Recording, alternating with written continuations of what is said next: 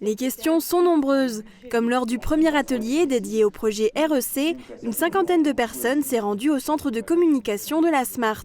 Cette fois, les échanges portent sur l'emploi, la mobilité ou encore les garanties de cette implantation.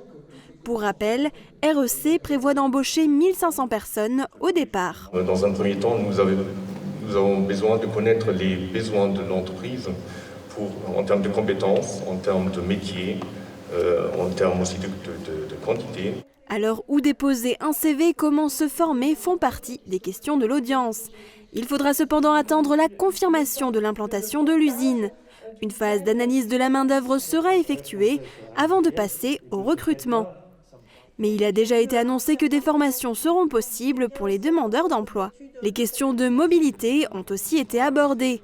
Avec à terme un effectif qui se rapporte à 2500 emplois, des habitants s'interrogent sur le trafic que cela pourrait engendrer. Il faudra absolument prévoir un plan de mobilité et de transport en commun, sinon on va avoir des colonnes de véhicules le long de la ligne Maginot aquatique et ça va polluer la vie de toutes ces personnes. Ça, nous voudrions l'éviter. On pourrait éventuellement envisager un ramassage au niveau du transport collectif. Après les rebondissements de l'usine Smart, l'autre interrogation porte sur la durabilité. Quels sont les engagements? Quelles garanties avons-nous que Rexsolar va rester sur le site?